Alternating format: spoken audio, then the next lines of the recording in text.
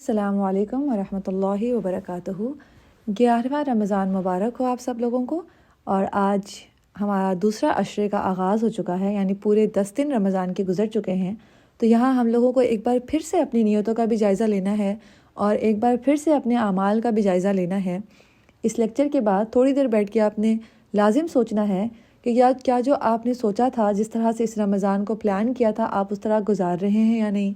کوئی ایسا عمل ہے جو اب تک آپ نے سوچا تھا پر اب تک کر نہیں پائے، تو ان کو اگلے 20 دنوں میں لازم کرنا ہے۔ اور جو پچھلے 10 دنوں کی کمی بیشی ہو بھی گئی، وہ اب جو اگلے 20 دن ہیں ان میں نہیں ہونا ہے، ان کو ضائع نہیں کرنا اور ایک ایک لمحے کی قدر کرنی ہے۔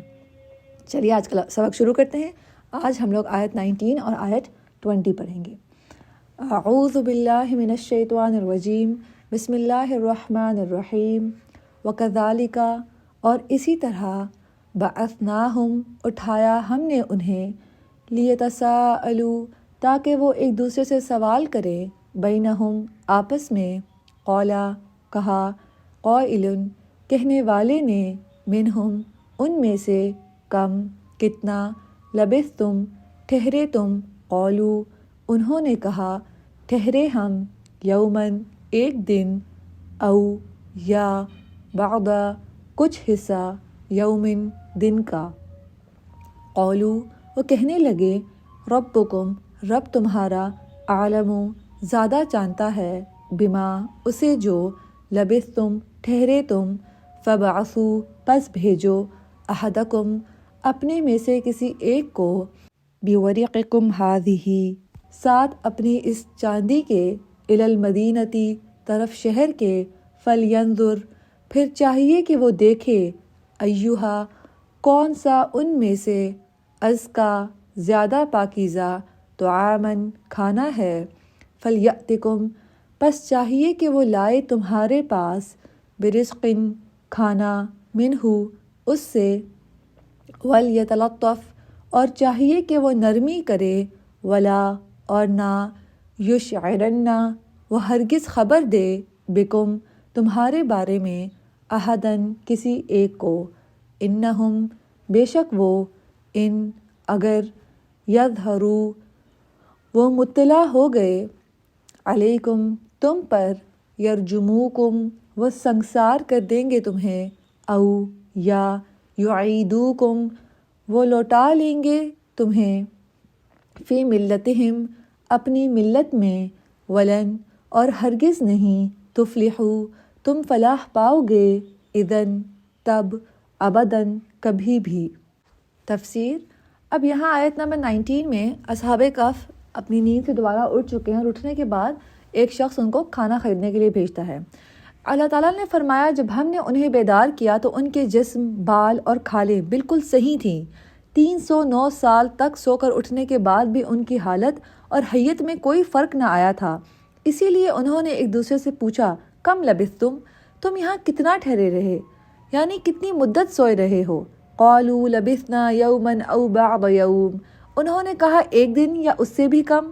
کیونکہ غار میں وہ دن کے ابتدائی حصے میں داخل ہو گئے تھے اور آخری حصے میں بیدار ہوئے تھے، اسی لیے انہوں نے کہا کہ ایک دن یا اس سے بھی کم۔ قالوا ربکم اعلم بما لبثتم، انہوں نے کہا کہ جتنی مدت تم ٹھہرے رہے ہو تمہارا پروردگار ہی اس کو خوب جانتا ہے، یعنی تمہارے معاملے کو اللہ تعالیٰ ہی بہتر جانتا ہے۔ معلوم ہوتا ہے کہ زیادہ سونے کی وجہ سے انہیں کچھ تردد لاحق ہو گیا تھا، واللہ عالم۔ پھر انہوں نے اس کے بعد اس سے زیادہ اہم معاملے کی طرف توجہ دی اور وہ ان کے کھانے پینے کی ضرورت کا معاملہ تھا، اس لیے انہوں نے کہا، فَبْعَثُوا أَحَدَكُمْ بِوَرِقِكُمْ هَذِهِ، تو اپنے میں سے کسی ایک کو یہ چاندی دے کر بھیجو، یعنی اپنی یہ چاندی دے کر بھیجو۔ چاندی کے سکے ان کے پاس موجود تھے جو انہوں نے کہا کہ باہر بھیجو، یعنی بازار میں۔ اپنے گھروں سے روانہ ہوتے وقت انہوں نے اپنے ساتھ چاندی کے کچھ درہم لے لیے تھے تاکہ بوقت ضرورت انہیں استعمال کر سکیں۔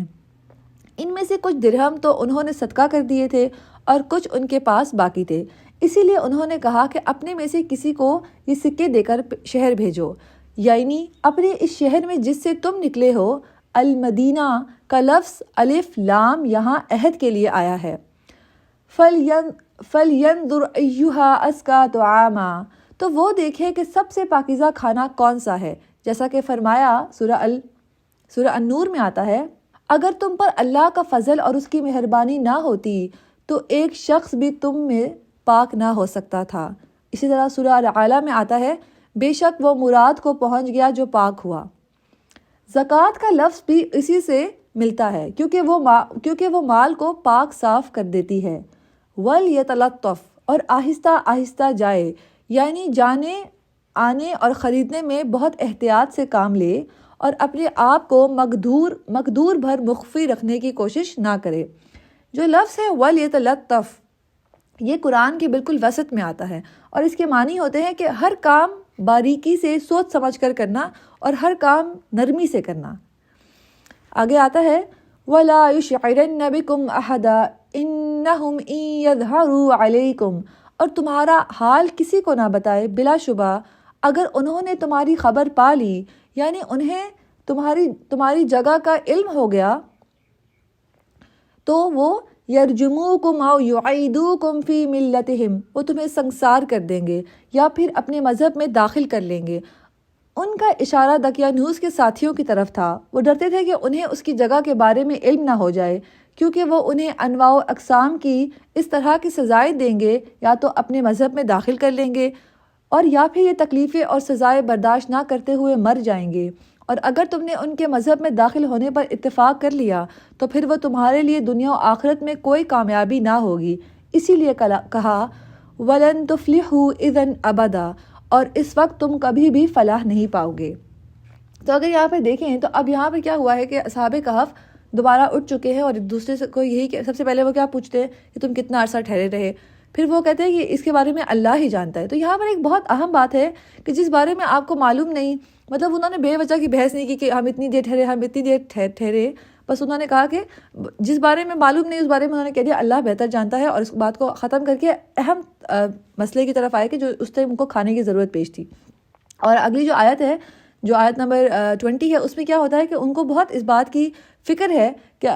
کسی کو معلوم نہ پڑ جائے کہ وہ لوگ دوبارہ اٹھ چکے ہیں، اور اس سے کیا ہوگا کہ پتہ لگے گا تو ان کو یہی خوف ہے کہ وہ دوبارہ یا تو ان کو سنگسار کر دیں گے یا دوبارہ ان کو اپنی ملت میں لے جائیں گے، یعنی کہ ان کے اپنے دین پہ لوٹا لیں گے۔ اور اگر ایسا ہوا تو ان کو معلوم تھا کہ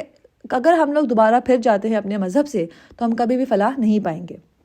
تو مختصر سا خلاصہ کرتے ہیں تاکہ تھوڑا سا سمجھ آ جائے۔ جیسے بہت اہم سب سے پہلی جو بات انہوں نے کی اٹھنے کے بعد، انہوں نے پاکیزہ کھانے کی بات کی۔ تو یہاں سے ہمیں ایک بہت اہم سی بات معلوم ہوتی ہے کہ یہ نہیں کہ بس جو ملے جہاں ملے کچھ بھی کھا لیا، بلکہ اچھی طرح سے دیکھ پرکھ کے پاکیزہ کھانا چاہیے، حلال کھانا چاہیے، ہیلدی فوڈ ہونا چاہیے، ہر جنک چیز کو نہیں لے لینا چاہیے۔ اسی طرح جو لفظ ہے وَلْيَتَلَطَّفْ، جو قرآن کے وسط میں آتا ہے، اس میں بہت سبق ہے کہ ہم نے ہر کام کو بہت باریک بینی سے، غور سے، سوچ سمجھ کے کرنا ہے، اور اس میں نرمی کو جو ہے نا خاص طور پہ ملحوظ خاطر رکھنا ہے۔ اور جیسے اب یہ جب اصحاب کہف دوبارہ اٹھتے ہیں اور وہ کہتے ہیں کہ باہر لوگوں کو پتہ نہیں لگنا چاہیے، تو اس سے یہی معلوم ہوتا ہے کہ مومن کے لیے جائز نہیں کہ وہ خود کو خود ہی موت کی دعوت دے، بلکہ جب ایسے مشکل حالات ہوں تو جیسے اصحاب کہف نے تدبیر سے کام لیا کہ انہوں نے غار میں پناہ لی، تو ایسے حالات میں جب مشکل حالات ہو تو تدبیر کرنی چاہیے، یہ نہیں کہ خود ہی جا کر ہر چیز میں خود کو خود ہی موت کے منہ میں دھکیلنا نہیں چاہیے۔ جزاک اللہ خیرا کثیرا۔ تلاوت سنیے، پھر انشاءاللہ ہم کل ملتے ہیں۔ وَكَذَلِكَ بَعَثْنَاهُمْ لِيَتَسَاءَلُوا بَيْنَهُمْ قَالَ قَائِلٌ مِّنْهُمْ كَمْ لَبِثْتُمْ قَالُوا لَبِثْنَا يَوْمًا أَوْ بَعْضَ يَوْمٍ قَالُوا رَبُّكُمْ أَعْلَمُ بِمَا لَبِثْتُمْ فَابْعَثُوا أَحَدَكُمْ بِوَرِقِكُمْ هَٰذِهِ إِلَى الْمَدِينَةِ فَلْيَنظُرْ أَيُّهَا أَزْكَىٰ طَعَامًا فَلْيَأْتِكُم بِرِزْقٍ مِّنْهُ وَلْيَتَلَطَّفْ وَلَا يُشْعِرَنَّ بِكُمْ أَحَدًا إِنَّهُمْ إِن يَظْهَرُوا عَلَيْكُمْ يَرْجُمُوكُمْ أَوْ يُعِيدُوكُمْ فِي مِلَّتِهِمْ وَلَن تُفْلِحُوا إِذًا أَبَدًا۔